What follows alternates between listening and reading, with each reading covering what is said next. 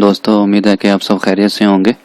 आज मैं इंशाल्लाह आपको रिसर्च पेपर के बारे में बताऊंगा कि अच्छा रिसर्च पेपर आप कैसे लिख सकते हैं। कुछ टिप्स दूंगा इंशाल्लाह, उम्मीद है कि आपको मेरी टिप्स पसंद आएंगी। तो रिसर्च पेपर होता है कि जिसमें यानी आप अपना जो रिसर्च करते हैं उसका जो डाटा आता है उस पर यानी जो पेपर लिखते हैं उसको रिसर्च पेपर कहते हैं। Research paper is a piece of academic writing, ठीक है, based on its author original research on a particular topic, ठीक है, जिसमें डाटा भी एनालाइज होता है, इंटरप्रिटेशन होती है डाटा की, और जो आपकी रिसर्च फाइंडिंग है उसको आप यानी शो करते हो उस यानी राइटिंग के अंदर ना। तो ये रिसर्च पेपर है। तो इसके बाद रिसर्च पेपर का जो स्ट्रक्चर है, तो सबसे पहले इसमें यानी टाइटल होता है।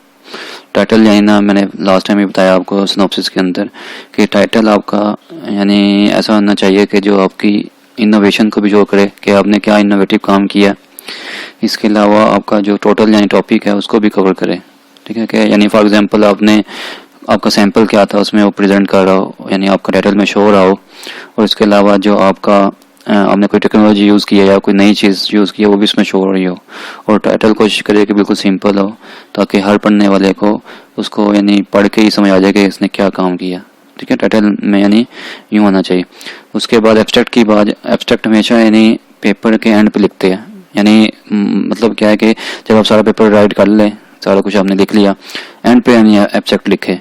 तो इससे क्या होगा कि जब आप सारा पेपर लिख लेंगे तो आपको आइडिया हो जाएगा कि आपका रिजल्ट्स का ट्रेंड्स क्या है और क्या है। तो इस तरह आपको एब्स्ट्रैक्ट लिखना आसान हो जाएगा। तो कभी भी यानी ये ना करें कि पहले एब्स्ट्रैक्ट लिख दे और एंड पे बाकी इंट्रोडक्शन ऑब्जेक्टिव सारा बाद में लिख रहे हो, बल्कि एब्स्ट्रैक्ट हमेशा एंड पे लिखते हैं, ठीक है। और एब्स्ट्रैक्ट के अंदर मैं बता दूं क्या क्या चीज़ें यानी इंपॉर्टेंट होती है कि एक तो आपने बताना होता है कि आपने क्या स्टडी की है, ठीक है। जैसे मैं एक पेपर खोल के अब दिखा देता हूँ, अपना पेपर है मेरा।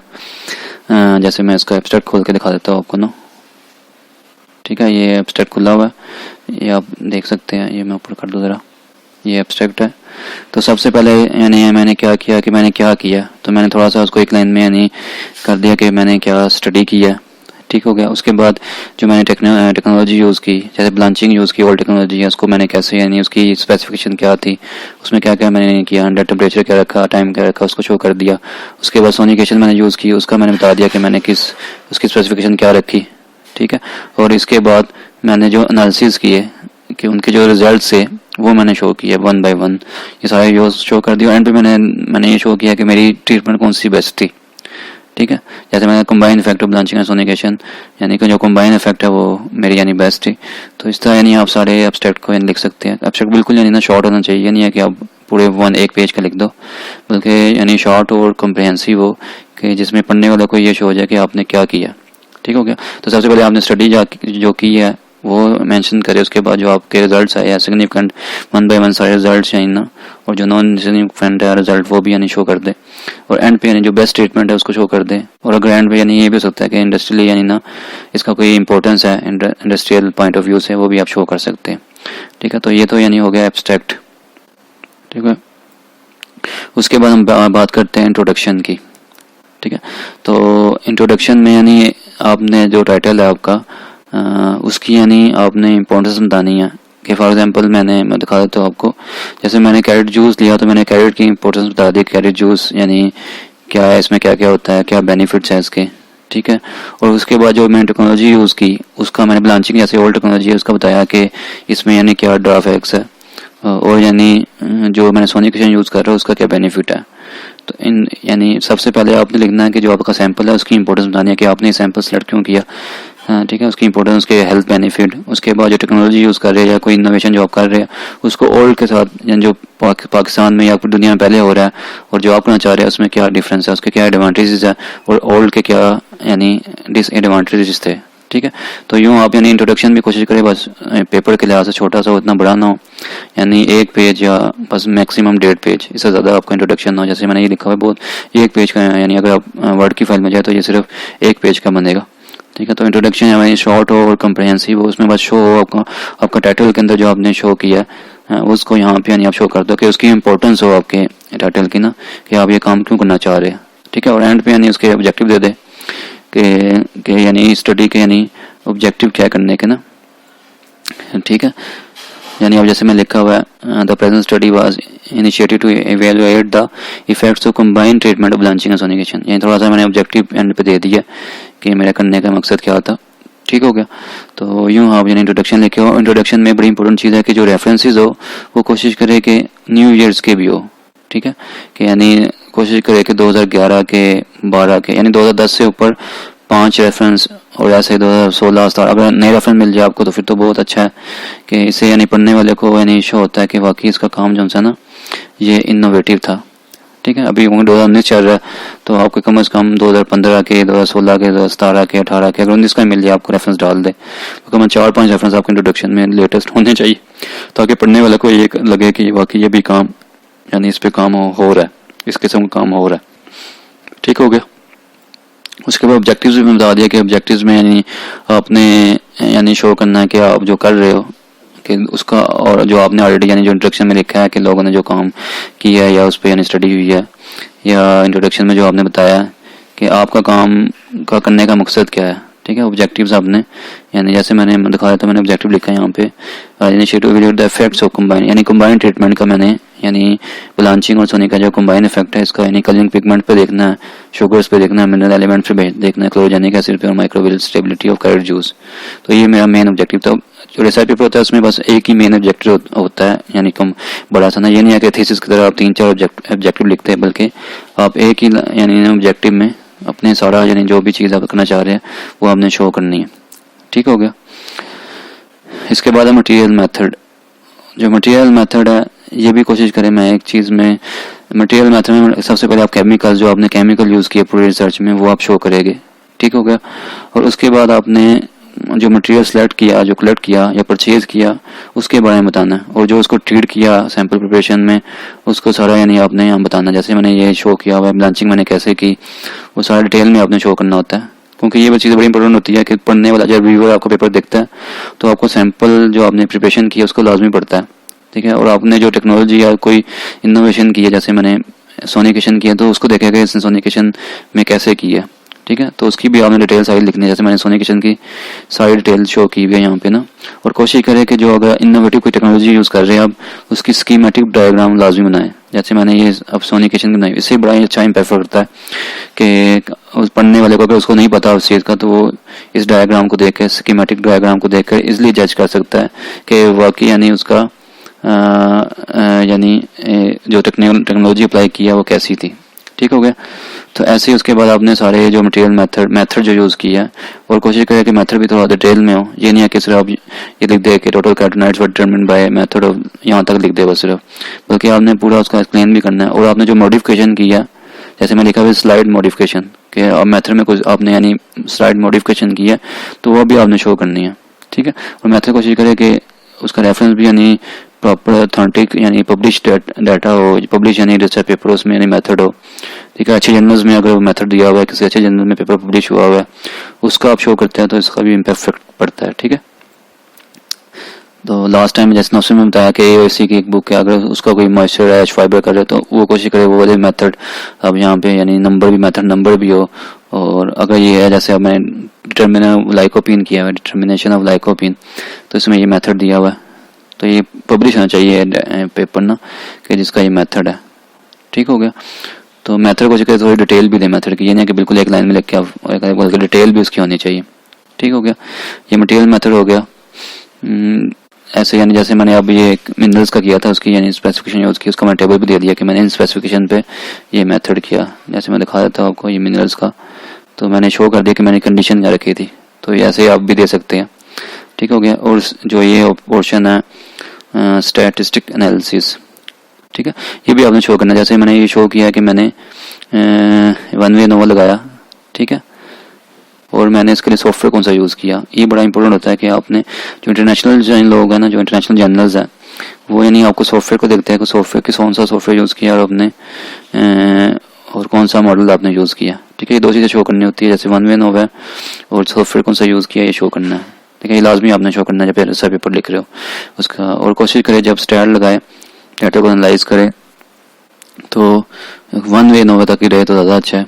और ट्रीटमेंट भी कोशिश करें कितने ज़्यादा ना हो, जैसे ये मेरी 6 ट्रीटमेंट है तो मुझे बस 5-6 से ज़्यादा ट्रीटमेंट ना हो। जितनी ज़्यादा पे जाएगा उतना ही आपको डिस्कशन में यानी प्रॉब्लम आएगी कि डिस्कशन करना आपके लिए मुश्किल हो जाएगा, ठीक है। और इस टाइप पे मैंने यानी मेरी वीडियो भी है यूट्यूब चैनल पे, तो वहाँ से 1 वे नोवे पे भी है, 2 वे नोवे पे भी है, 3 वे पे भी है, ठीक है, तो आप वहाँ पे वो सुन सकते हैं और स्टैट लगा सकते हैं मॉनिटर पे। ठीक हो गया। तो रिसर्च पेपर में जितनी स्टैट आपकी सिंपल होगी तो उतनी, यानी अगर आपकी स्टैट 1 वे में तो फिर तो ईजिली है। और कोशिश करें, एक और चीज़ है ये मैं आगे आपको क्लियर कर दूँ कि रिजल्ट एंड डिस्कशन में ना, कि ये क्या चीज़ है। कोशिश करें कि रिजल्ट एंड डिस्कशन के अंदर आप कुछ टेबल दें और कुछ फिगर्स लाजमी दें। जैसे मैंने कुछ टेबल दिए हुए हैं और यहाँ पे दूसरे मैंने टेबल दिए हुए हैं, लेकिन आप कोशिश करें कि अपने डाटा के अंदर ग्राफ्स भी हो, ठीक है, और टेबल भी हो। मैं आपको शो कर देता हूँ अभी, कि कोई और पेपर खोल के शो कर देता हूँ कि कैसे यानी आपने देने हैं।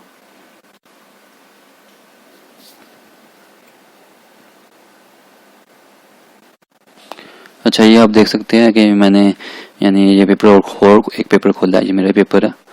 तो इसमें मैं बताता हूँ कि इसमें मैंने ग्राफ भी शो किए हुए हैं और उसके बाद मैंने टेबल्स भी दिए हुए हैं, यानी इसमें मैंने मिक्स करके नहीं दिया। तो आप यानी कोशिश करें कि दोनों मिक्स करके दें। जो मेरा एक्सपीरियंस है, ये मैं यानी अपना एक्सपीरियंस आपके साथ शेयर कर रहा हूँ कि अगर रिजल्ट एंड डिस्कशन के अंदर ग्राफ्स भी हो आपके और टेबल्स भी हो, कि टेबल्स में आप जो बहुत सिग्निफिकेंट फैक्टर है या जो बहुत इंपॉर्टेंट पैरामीटर है आपका, कोशिश करें कि उसको ग्राफ की फॉर्म में दें। जैसे माइक्रोबायोलॉजी या वो यानी ग्राफ्स के अंदर ज़्यादा यानी इफेक्टिव होती है। या कोई यानी ना आप कहते हैं कि जो आपके रिसर्च की है उसके अंदर ये पैरामीटर बड़ा इंपॉर्टेंट है, तो कोशिश करें अगर उसके रिजल्ट सिग्निफिकेंट आया है तो उसको ग्राफ के अंदर शो करें। तो इससे भी यानी पढ़ने वाले के लिए ये अपील करता है, उसको यानी ग्राफ से डाटे को आपको समझना बड़ा ईजी हो जाता है। ठीक है, तो कोशिश करें कि ग्राफ्स और टेबल दोनों मिक्स हो यानी आपके पेपर के अंदर।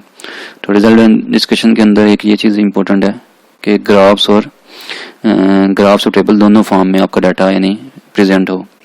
अच्छा, इसके बाद एक रहेगा कैलकुलेशन। ठीक है, ये मैं अपनी टिप्स बताता हूँ आगे आपको कि अच्छा पेपर लिखने के लिए आपको यानी कौन कौन सी चीज़ों की ज़रूरत है। जो मेरा एक्सपीरियंस है, मैं अपना एक्सपीरियंस शेयर कर रहा हूँ। मे भी किसी को इससे कॉन्फ्लिक्ट भी हो, लेकिन जो मैंने यानी ना एक्सपीरियंस किया अपनी यानी प्रैक्टिकल लाइफ के अंदर, जो मुझे जॉब करते हुए या पीएचडी करते हुए जो मैंने सीखा है, तो कुछ टिप्स है कि कैसे आप अपने पेपर अच्छा पेपर लिख सकते हैं। ठीक है, तो यहाँ पे सबसे पहले एक बड़ी चीज़ है, ये मैंने बड़ी यानी इंपॉर्टेंट चीज़ है कि एक पेपर का आप बेस लाइन बना ले, कि आपने उस सारे पेपर को फॉलो करना है, कि उसका जो पैटर्न है आपने सेम अपना पेपर वैसे लिखना है। ठीक है, एक पेपर को बेस बनाए। फॉर एग्जांपल आप कहते हैं कि मेरी रिसर्च सोनिकेशन पे है। ठीक है, आपने मेरा पेपर पढ़ा, आप कहते हैं यार ये पेपर को मैंने भी सारा ऐसे ही करना है, पेपर लिखना है जैसे ही लिखा हुआ है, इसका पैटर्न फॉलो करना है। ठीक है, डाटा तो आपका अपना होगा और बाकी इंट्रोडक्शन भी आपका अपना होगा। ठीक है, सारा कुछ अपना है, लेकिन आपने जैसे इस पेपर वाले ने लिखा हुआ है, जैसे मैंने लिखा है, पेपर वाले ने लिखा हुआ, किसी पेपर वाले ने लिखा हुआ है, एक बेस पेपर बना लेना जो आपके रिसर्च से बिल्कुल करीब पेपर लग रहा है आपको, कि ये पेपर मेरी रिसर्च है ना इसके करीब है, तो मैं इसको बेस लाइन बना देता हूँ। तो एक पेपर सबसे पहले आपने क्या करना है कि आपने बेस लाइन यानी पेपर एक सेलेक्ट कर लेना जो आपकी बेस लाइन होगी, जिसके पैटर्न को आपने पूरा फॉलो करना है। ठीक है, और उसके बाद कोशिश करें कि आप जो आपने रिसर्च की है उसके रेलिवेंट जो पेपर है वो डाउनलोड करके एंड नोट यूज़ करें। एंड नोट पे मेरी वीडियो बनी हुई है, वो आप यूट्यूब चैनल पे देख सकते हैं। तो कोशिश करें कि जब भी आप रिसर्च स्टार्ट करें तो पेपर पढ़ना शुरू करें तो एंड नोट यूज़ करें। इसका बड़ा बेनिफिट होता है। स्टार्ट में भी आपको मुश्किल लगे, लेकिन जब आप एंड पे थीसिस लिखना शुरू करेंगे या आप रिसर्च पेपर लिखना शुरू करेंगे तो आपके सारे रेफरेंस आपके पास आपके सामने होंगे। आपको पता होगा कि मैंने ये रेफरेंस इंट्रोडक्शन में डालना है, ये रिजल्ट एंड डिस्कशन में डालना है और ये वहाँ पे डालना है मटेरियल मेथड में। तो ये बड़ा इजी हो जाता है एंड नोट्स है ना। डिस्क्रिप्शन के अंदर भी मैं लिंक दे दूंगा, वहाँ से भी आप इंशाल्लाह इसको देख सकते हैं मेरी वीडियो जो एंड नोट की ना। तो आपने पेपर डाउनलोड कर लिया और कोशिश करें रिसेंट पेपर यानी डाउन पढ़े जितने ही आपका जो रिसर्च है, तो रिसेंट पढ़ेगा तो ज़्यादा आपको फ़ायदा होगा। ठीक है, तो इससे फ़ायदा भी होता है ना कि रिसेंट लोगों ने जो काम किया है और आप उससे कंपैरिजन कर रहे हैं तो आपकी रिसर्च की वैल्यू बनती है कि आप अपने रिजल्ट यानी जो कंपैरिजन कर रहे हैं वो लेटेस्ट रिसर्च के साथ कर रहे हैं। ठीक है, और उसके बाद जो रीड करना है आपने पेपर भी, जो रिसर्च पेपर आपने डाउनलोड कर लिया एंड नोट के अंदर, कोशिश करें एंड नोट के अंदर इसको रीड करें। वो मेरी वीडियो के अंदर अगर आप देखेंगे 5 लेक्चर है, उनमें मैंने बताया हुआ कैसे आप रीड कर सकते हैं एंड नोट के जरिए और कैसे आप सेलेक्ट कर सकते हैं, उसमें हाईलाइट कर सकते हैं। ठीक है, आप पेपर आप पढ़ रहे हैं, हमने पढ़ा एक पेपर, आपको लगता है कि इंट्रोडक्शन में ये पैराग्राफ सही रहेगा तो उसको आप हाईलाइट कर दे कि ये मैं इधर से मैं हाईलाइट यानी पेपर इंट्रोडक्शन के अंदर दूंगा। फिर आपने पेपर पढ़ा, आपने कहते हैं यार इसका मटेरियल मेथड यानी बड़ा ही अच्छा है लग रहा है मुझे, ये मैं हाईलाइट कर ले उसका नोट के अंदर ही और उसको फिर आपको बाद में याद रहेगा कि मैंने मटेरियल मेथड में देना है। ऐसे आपने डिस्कशन के अंदर रिजल्ट के अंदर आपने पढ़ा कि यार ये पेपर इसके रिजल्ट और मेरे रिजल्ट तकरीबन सेम आ रहे हैं, तो मैं कंपैरिजन कर सकता हूँ, उस पर भी आप हाईलाइट कर दें, ठीक है। और ऐसे ही यानी आपको लगता है कि यानी ये इसमें कोई रीज़न दी हुई है कि एक चीज़ बढ़ रही है, कम हो रही है, ये रीज़न अच्छी है उस पेपर को, इससे फ़ायदा एंड नोट से फ़ायदा क्या होगा कि आपको यानी बाद में यानी ढूंढना मुश्किल नहीं रहेगा कि आपको पेपर सारे सामने हो गए, वो बड़े अच्छे मैंने लेक्चर बनाए, अगर आप सुन लेना तो आपको उस पर मुताबिक आप काम करें तो इंशाल्लाह आपके लिए थीसिस लिखना और रिसर्च पेपर लिखना बड़ा ईजी हो जाएगा, ठीक हो गया। तो यूँ हाईलाइट करके आप रख ले और उसके बाद अपने डाटे को कंपाइल करें। सबसे पहले चीज़ है रिसर्च पेपर में, एक तो आपने पैटर्न बना लिया, बीएस पेपर ले लिया, उसके बाद डाउनलोड पेपर कर लिया, अपने निशान भी लगा लिए, उसके बाद आप सबसे पहले डाटे को कंपाइल करें। इंट्रोडक्शन वाला पोर्शन है, बाकी सारी चीज़ें बाद में शुरू करें। पहली चीज़ होती है कि आप डाटे को एनालाइज करें और उस पर स्टैंड लगाए ताकि आपको ट्रेंड पता चले कि आपके डाटे का ट्रेंड क्या है। उसके बाद आपको यानी पेपर लिखना या उसके मतलब पेपर सर्च करना ईजी हो जाता है, ठीक है। तो आपको ट्रेंड जब तक पता चलेगा कि आपकी डाटा का ट्रेंड क्या है, कि कौन सी ट्रीटमेंट बेस्ट है और कितना कौन सा डाटा आपको लग रहा है कि इसको थोड़ा चेंज करना पड़ेगा, ठीक है। तो वो आप देख सकते कहाँ पे गलती है आपके डाटे में। तो जब स्टैट लग जाएगी और टेबल्स बन जाएगी, ग्राफ्स बन जाएगी, आपको अपने डाटे का ट्रेंड पता चल जाएगा। तो सबसे पहली चीज़ होती है कि आप अपने डाटे का ट्रेंड देखें, ट्रेंड क्या है, ठीक है। और ये भी मैंने बता दिया कि एक टिप्स है कि रिजल्ट एंड डिस्कशन के अंदर आप दोनों टेबल्स और ग्राफ दोनों फॉर्म में अपने डाटे को शो करें, ठीक हो गया। इसके बाद रिजल्ट एंड डिस्कशन के अंदर बड़ी इंपॉर्टेंट चीज़ है, ठीक है। ये भी मैं शो कर दूं कि रिजल्ट एंड डिस्कशन जब शुरू करनी है आपने कैसे लिखनी है, ठीक है। तो ये मैं पेपर खोल लेता हूँ एक, ताकि आपको आसानी हो जाए समझना। जैसे एक पेपर है मेरा, ठीक है। तो सबसे पहले मैंने लिखा हुआ है कंबाइन इफेक्ट ऑफ एक पैरामीटर मैंने स्टडी किया, ठीक है। तो ये थोड़ा सा मैंने बता दिया कि ह्यूमन हेल्थ पे यानी वो करती है, इफेक्ट करती है, ठीक है। और उसके बाद आपने कहना रिजल्ट रिगार्डिंग द, यानी जो आपका रिजल्ट है वो हमने कौन से टेबल पे शो किया उसको शो करना है, ठीक है। फिर आपने यानी बताना है कि रिजल्ट में सिग्निफिकेंट इफेक्ट क्या था ट्रीटमेंट के बीच में, किसमें था किसमें नहीं था, वो सारा मैंने एक्सप्लेन कर दिया, ठीक है। और उसके बाद आपने जो आपकी बेस्ट ट्रीटमेंट रही वो उसका भी एंड पे शो कर देना है कि क्या है, कि जैसे वाटर ब्लांच सोनिकेशन और acid blanch sonication treatment show the highest reduction in yeast and mould, ठीक है। ये हाईएस्ट ये मैंने शो कर दिया बेस्ट कौन सी रही, ठीक है। सबसे पहले रिजल्ट आपने शो कर देने हैं कौन से टेबल में दिया, उसके बाद आपने रिजल्ट को एक्सप्लेन करना है कौन सा सिग्निफिकेंट था कौन सा नहीं था कंट्रोल के साथ या जो भी कंपेरिजन कर रहे, और एंड पे आपने बेस्ट ट्रीटमेंट कौन सी रही। और उसके बाद आपने अपने रिजल्ट्स को कंपेयर करना है, ठीक है। ऑलरेडी लोगों ने जो काम किया हुआ है कि आपके रिजल्ट उसके साथ कंपैरिजन करना है आपने ना, और एंड पे आपकी कोई चीज़ बड़ी है कम हुई है उसकी रीज़न देनी है, ठीक है। और रीज़न हमेशा कोशिश करें कि आपने विद रेफरेंस देनी है, विदाउट रेफरेंस यानी साइंस के अंदर कोई भी चीज़ मानी नहीं जाती, ठीक है। तो आपने उसके बाद रीज़न देनी है, ठीक है। रेफरेंस के साथ रीज़न दे देनी है आपने कि आपकी चीज़ बड़ी या कम हुई है, वो क्यों हुई है, ठीक है। जैसे ये पेपर था और ये दूसरा पेपर है, इसमें मैं दिखा देता हूँ, ठीक है। कोशिश करें कि एक बेस पेपर बनाए बेसलाइन, और कोशिश करें पेपर बेस वो बनाए जो अच्छे जर्नल्स में पब्लिश हुआ हो। ये ना हो कि जो पाकिस्तानी जर्नल में पब्लिश हुआ आप उसको ही बेस बना लो, क्योंकि पाकिस्तानी यानी जो लिखते हैं जैसे पेपर वो डिफरेंट तरीके से लिखते हैं, लेकिन जो इंटरनेशनल यानी ना पब्लिश हुए पेपर अच्छे जर्नल्स के अंदर पब्लिश हुए हैं, अगर उसको आप बेस बनाएंगे तो आपको यानी बड़ा फ़ायदा होगा कि आपको उसके मुताबिक डिस्कशन करना आसान हो जाएगा, कि आपकी डिस्कशन फिर अकॉर्डिंग टू यानी प्रोफेशनल वे में होगी, ठीक है। तो कोशिश करें जो इंटरनेशनल जर्नल्स में पब्लिश हुए अच्छे जर्नल्स में पब्लिश हुए इम्परफेक्ट अच्छा है उनका ना, तो उसमें यानी कोशिश करें कि वो वाला बेस पेपर आप बनाए, ठीक है। जैसे ये मैंने सारा यानी आप पढ़ेंगे डिस्कशन, तो किसी पेपर को बेस बनाया है जो अच्छा जर्नल है, तो उसकी रीज़न भी दी हुई है और उसके रेफरेंस भी दिया हुआ रीज़न का ना, ठीक होता है। ये देखिए हर एक की मैंने क्यों हुई, क्या वजह क्या है इसकी कि क्यों बढ़ी या कम हुई। तो इसमें रिजल्ट एंड डिस्कशन के अंदर 3 चीज़ें बड़ी इंपॉर्टेंट है, ठीक है। सबसे पहले आपने अपने रिजल्ट्स को शो करना है कि कौन से टेबल में दिए, फिर रिजल्ट्स जो सिग्निफिकेंट थे और कंपैरिजन करना है कंट्रोल के साथ या जो भी आपका कंपैरिजन बनता है आप इसमें कंपैरिजन करना, फिर एंड पे आपने यानी उस कौन सी बेस्ट ट्रीटमेंट रही वो बताना है, और उसके बाद आपने कंपेयर करने अपने रिजल्ट, ठीक है। और एंड पे आपने रीज़न देनी है कि एक चीज़ बड़ी है कम हुई है उसकी वजह क्या थी, ठीक हो गया। ये टिप्स है थोड़ी सी, ये मेरा एक्सपीरियंस है, ठीक है। और रेफरेंस के साथ रीज़न हो, ठीक हो गया। इसके बाद कैलकुलेशन है जो लास्ट में है।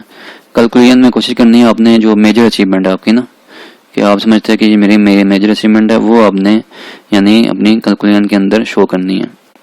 जैसे मैं अभी दिखा देता हूँ आपको ना, ये देखो, ये मैंने पेपर था मेरा, thermocaradio at 60 degree achieve the same inactivation level of enzymes in microbial cell as the heat treatment। ठीक है, ये मेरी मेजर अचीवमेंट थी कि 60 डिग्री पे अगर थर्मोसोनिकेशन करे तो आपको मैक्सिमम रिजल्ट मिल जाते हैं। ठीक है, और आगे मैंने शो कर दिया हुआ improvement in the culling equipment, higher retention of ascorbic acid, और इसका बेनिफिट ये भी है कि ये भी चीज़ें भी इसमें यानी इम्प्रूवमेंट होती है। ठीक हो गया, ये मेजर अचीवमेंट है पूरी यानी ना यानी पेपर के अंदर। कैलकुलेशन का मतलब, कैलकुलेशन और एब्स्ट्रैक्ट डिफरेंट चीज़ें होती है। एब्स्ट्रैक्ट में आपने अपनी सारी रिसर्च को शो करना होता है, कैलकुलेशन में आपने सिर्फ अपनी मेजर अचीवमेंट, जो मेजर ट्रीटमेंट बेस्ट रही तो वो उसको शो करना होता है। ठीक हो गया, तो जैसे मैंने ये लिखा हुआ है कि 60 डिग्री में भी गुड तो हीट ट्रीटमेंट, ये मैंने अब उनको सजेशन दी है, या उसको यानी कोई पढ़ेगा तो उसको सजेशन दी है कि इसको बेवरेज इंडस्ट्री के अंदर अप्लाई कर सकते हैं। ठीक है, तो आपने एप्लीकेशन में बतानी है कैलकुलेशन में कि इसकी यानी एप्लीकेशन इंडस्ट्री में पॉसिबल है कि नहीं है। और एक और चीज़ होती है कि अगर तो आपको लगता है कि आपकी रिसर्च के अंदर कुछ चीज़ें बाकी है जो आप कर नहीं सके, तो आपने वो भी दे सकते हैं कि अगर फ्यूचर में कोई रिसर्च करना चाहे तो ये पैरामीटर भी यानी वो स्टडी कर सकता है। ठीक है, वो भी आप दे सकते हैं। तो कैलकुलेशन के अंदर यानी क्या चीज़ होगी कि आपने मेजर अचीवमेंट जो आपकी है ना, अपनी रिसर्च की मेजर अचीवमेंट वो देनी है, और उसके बाद आपने इंडस्ट्रियल इंपॉर्टेंस बतानी है इसकी कि इंडस्ट्री में एप्लीकेबल है कि नहीं है। और एक और चीज़ इसमें है कि अगर फ्यूचर में कोई काम करना चाहे तो किस यानी एंगल से वो काम कर सकता है इसमें, जो आप नहीं कर सके आपने बताना है कि फ्यूचर में अगर कोई काम करना चाहे तो इसमें वो काम कर सकता है। बाकी एक्नॉलेजमेंट है उसमें, आपने ये फंडिंग किसने की आपको यानी फंडिंग सोर्स क्या था, तो वो आपने शो करना है। ठीक हो गया। अच्छा, जो एब्स्ट्रैक्ट का ना मैंने बताया था कि सारा कुछ लिखने के बाद आपने एंड पे एब्स्ट्रैक्ट लिखना है।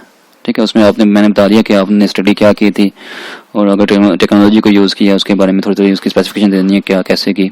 उसके बाद जो पैरामीटर आपने स्टडी के उनके इफेक्ट्स के यानी उनके यानी रिजल्ट्स क्या आ रहे हैं, सिग्निफिकेंट थे नॉन सिग्निफिकेंट थे, सारे पैरामीटर उसको आपने बारी बारी कर लेना है।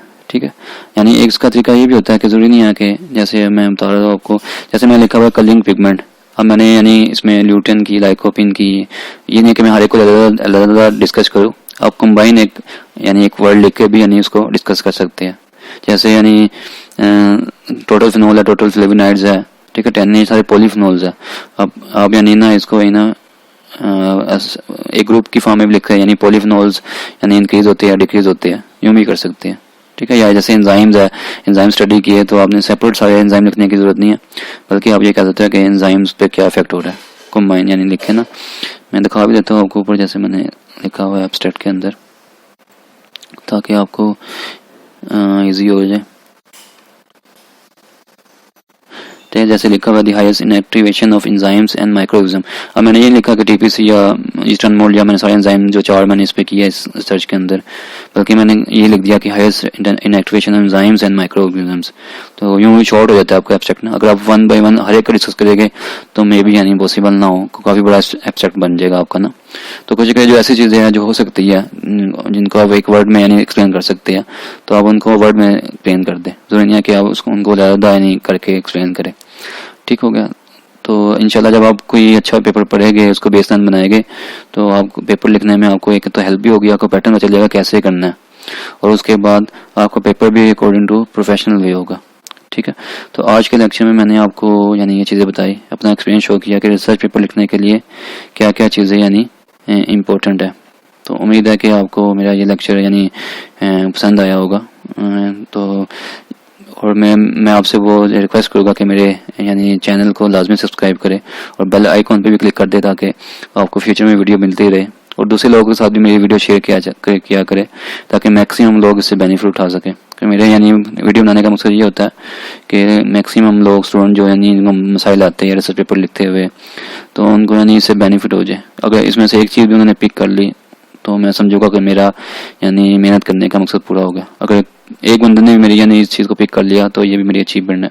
एक भी यानी इस वीडियो से मेरी यानी फ़ायदा उठा लेगा तो इंशाल्लाह मुझे उम्मीद है कि मेरा मकसद पूरा हो जाएगा। तो मेरा मकसद यानी नीयत यही है कि मैक्सिमम मेरी वीडियो से लोग फ़ायदा उठा सके। तो thanks for watching my video, take care, अल्लाह हाफिज़।